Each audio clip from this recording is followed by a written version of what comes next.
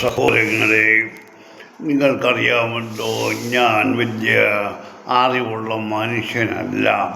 ഇംഗ്ലീഷിൽ പരിജ്ഞാനമില്ല. ഇംഗ്ലീഷ് വലിയ പഠിച്ചിട്ടില്ല. മലയാളം അല്പം പഠിച്ചതുകൊണ്ട് ബൈബിൾ വായിക്കുന്നു, അതിൻ്റെ ചില കാര്യങ്ങൾ മനസ്സിലാക്കുന്നു. അതനുസരിച്ച് ഓർത്തഡോക്സ് സഭയിൽ നടക്കുന്ന കാര്യങ്ങൾ, പള്ളികളിൽ നടക്കുന്ന കാര്യങ്ങളൊക്കെ കാണുകയും കേൾക്കുകയും ചെയ്യുമ്പോൾ അതിനെക്കുറിച്ച് ഞാൻ താരതമ്യപ്പെടുത്തി ഓരോന്നും പറയുകയൊക്കെ ചെയ്യും. അതാണ് ഞാനൊന്ന് പറയാൻ പോകുന്നത്. അതായത് യോഹന്നാൻ 2:13 മുതൽ യഹൂദന്മാരുടെ പെസഹ സമീപിച്ചിരിക്കുന്നത് കൊണ്ട് യേശു യെരുശലേമിലേക്ക് പോയി ദേവാലയത്തിൽ കാള, ആട്, പ്രാവ് എന്നിവയെ വിൽക്കുന്നവരെയും അവിടെ ഇരിക്കുന്ന നാണയമാറ്റക്കാരെയും കണ്ടിട്ട് കയറുകൊണ്ട് ഒരു ചമ്മട്ടി ഉണ്ടാക്കി അവരെയും ആടുകളെയും എല്ലാം ദേവാലയത്തിൽ നിന്ന് പുറത്താക്കി അവൻ നാണയം മാറ്റുന്നവരുടെ നാണയങ്ങൾ ചിതറിച്ച് കളഞ്ഞു, മേശകൾ മറിച്ചിട്ടു. പ്രാവിനെ വിൽക്കുന്നവരോട്, ഇത് ഇവിടെ നിന്ന് കൊണ്ടുപോകുകയും എൻ്റെ പിതാവിൻ്റെ ആലയം വാണിഭശാലയാക്കരുത്.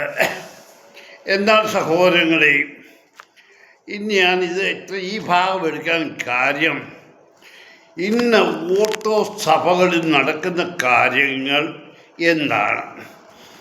അതായത് നമ്മുടെ ദേവാലയം, നമ്മൾ കുർബാന എന്ന് പറഞ്ഞാൽ ദൈവം മാളിക മുകളിൽ ശിഷ്യന്മാർക്ക് അപ്പം വീഞ്ഞും വാട്ടിക്കൊടുത്തതിനെ കുർബാനയാക്കിയിട്ട് പുരോഹിതന്മാർ ചവിട്ട് നാടകം കളിക്കുന്നു. അവിടെ മദ്ബഹ എന്താണെന്ന് അവർക്ക് തിരിച്ചറിവില്ല. ചെയ്താലും പോട്ടെ. എന്താണെങ്കിലും ദേവാലയത്തിൻ്റെ നമ്മൾ പോകുന്നത് പ്രധാനമായും ദൈവത്തെ കാണുവാനും ദൈവത്തോട് പ്രാർത്ഥിക്കുവാനും അവിടെ നടക്കുന്ന കുർബാനയിൽ സംബന്ധിക്കുവാനുമാണ് പ്രധാന കാര്യം.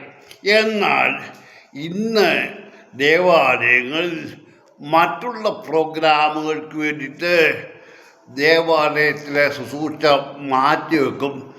അത് രാവിലെ 6:30 ചിലപ്പം 7:30, ചിലപ്പോൾ 8:00 പ്രഭാത നമസ്കാരം. അത് പുരോഹിതന്മാരുടെ യുക്തം പോലെ. അതെന്തുമാകട്ടെ, ഞാൻ ചോദിക്കുന്നത്, ദേവാലയം പ്രധാനമായും അതിന് പ്രാധാന്യം കൊടുക്കുന്നത് എന്തിനാണ്? കുർബാനയ്ക്കായിരിക്കണം, ദൈവിക കാര്യത്തിലായിരിക്കണം. അല്ലാതെ ഞാൻ ചോദിക്കുന്നത്, നമ്മുടെ നമ്മൾ 2 ആഴ്ചയായിട്ട് പ്രത്യേക ദേവാലയത്തിൽ ആദ്യവര പെരുന്നാൾ, അപ്പോൾ ഇന്ന പള്ളിയിൽ ഈ ദേവാലയത്തിൽ കുർബാനയില്ല, ഇന്ന ദേവാലയത്തിൽ ഇത്ര മണിക്ക് രാവിലെ പ്രഭാത നമസ്കാരം, സമയം മാറ്റുക. എന്തിനാ? അവിടെ കച്ചവടം നടക്കണം. അത് കഴിഞ്ഞാൽ പായസ ചലഞ്ച്, പായസം വെച്ച് കാശുണ്ടാക്കുക, അടപ്രഥമൻ, എന്ത് വേണ്ട, ബിരിയാണി ചലഞ്ച്. എന്തിന്? ഞാൻ നിങ്ങളോട് പറഞ്ഞു, ബേതേൽ അരമനയിൽ ഫാക്ടറി തുടങ്ങിയിരിക്കുന്നു. നല്ല വെളിച്ചെണ്ണയിൽ പലഹാരങ്ങൾ ഉണ്ടാക്കി കൊടുക്കുന്നു. നിങ്ങൾ ദേവാലയത്തെ എന്താക്കി? വാണിഭശാലയാക്കി. ഒക്കോട്ടെ, ഓർത്തഡോക്സ് നല്ലവരായ പുരോഹിത വർഗങ്ങളും അതുപോലെ നല്ലവരായ ആത്മീയരായ വിശ്വാസികളും മനസ്സിലാക്കുകയും, ഇന്ന് നമ്മൾ ദേവാലയത്തിൽ പോകുന്നത് 2 നേരം നല്ല ആഹാരം കിട്ടും, അതിന് വേണ്ടിയിട്ടാണ്. അല്ല, നിങ്ങൾ തന്നെ പറ. പോട്ടെ, അതൊക്കെ ഞാൻ വിട്ടേക്കുന്നു. ഇനി ഞാൻ പറയാൻ പോകുന്നത്,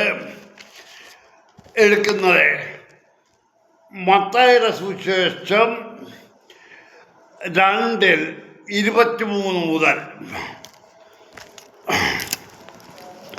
അനന്തരം യേശു ജനക്കൂട്ടത്തോടും തൻ്റെ ശിഷ്യന്മാരോടും പറഞ്ഞത്, ശാസ്ത്രിമാരും പരീശന്മാരും മോശയുടെ ഇരിപ്പിടത്തിൽ ഇരിക്കുന്നു. ആകയാൽ അവർ നിങ്ങളോട് പറയുന്നതൊക്കെയും അനുസരിക്കുവിൻ. അവരുടെ പ്രവൃത്തികൾ പോലെ ചെയ്യരുത്. അവർ പറയുന്നതല്ലാതെ പ്രവർത്തിക്കുന്നില്ലല്ലോ. അവർ ഭാരമുള്ള ചുമടുകൾ കെട്ടി മനുഷ്യരുടെ തോളിൽ വയ്ക്കുന്നു. ഒരു വിരൽ കൊണ്ട് പോലും അവർ തൊടുവാൻ അവർക്ക് മനസ്സില്ല. അവർ തങ്ങളുടെ പ്രവൃത്തികളെല്ലാം മനുഷ്യർ കാണേണ്ടതിനത്രേ ചെയ്യുന്നത്.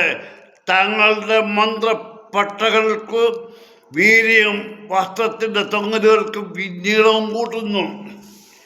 ഞാൻ പറഞ്ഞത്, ഇന്ന് സഭയിലെ പുരോഹിത വർഗത്തിൻ്റെയും മെത്രാന്മാരുടെയും പുരോഹിതന്മാരുടെയും വലിയ വലിയ പ്രാസംഗികര് ദിവസവും എല്ലാ ഞായറാഴ്ചകളിലും പ്രാർത്ഥന യോഗങ്ങളും എന്ന് വേണ്ട എല്ലാം, അല്ലെങ്കിൽ സോഷ്യൽ മീഡിയ കൂടെ പ്രസംഗിക്കുന്ന പ്രവാചകിമാരും ഒക്കെ ഉണ്ട്. അവരോട് കൂടെയാണ് ഞാൻ ഈ പറയുന്നത്.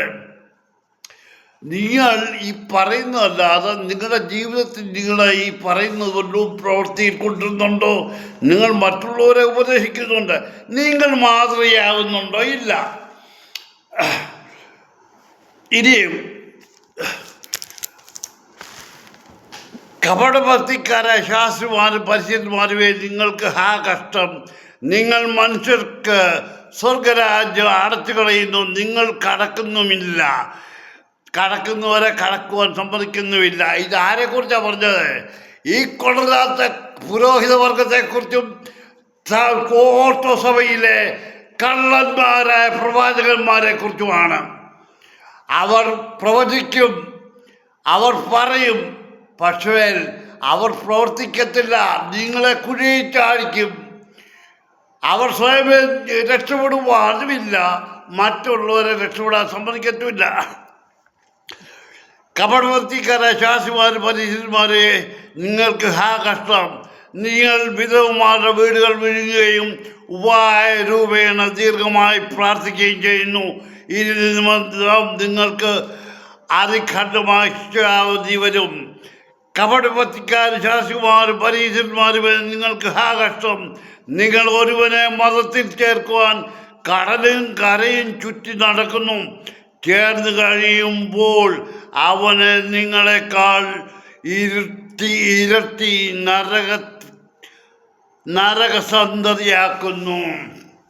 ഇതല്ല ഇന്ന് ഓർത്തോസഭയിൽ നടക്കുന്നത്. ഓർത്തോസഭയിൽ നടക്കുന്നത് അതല്ലയോ? എന്ത് നന്മയാണ് നടക്കുന്നത്? അത് ശരിയായിട്ട് പറഞ്ഞാൽ ഇന്ന് സഭയിൽ വെറും അനാചാരങ്ങൾ അല്ലാതെ നമ്മൾ ആത്മീയത്തിലല്ല പ്രാധാന്യം കൊടുക്കുന്ന ദേവാലയത്തിൽ മറ്റുള്ള കാര്യങ്ങൾക്കാണ്. എന്തിനാ പണം ഉണ്ടാക്കാനായിട്ട്?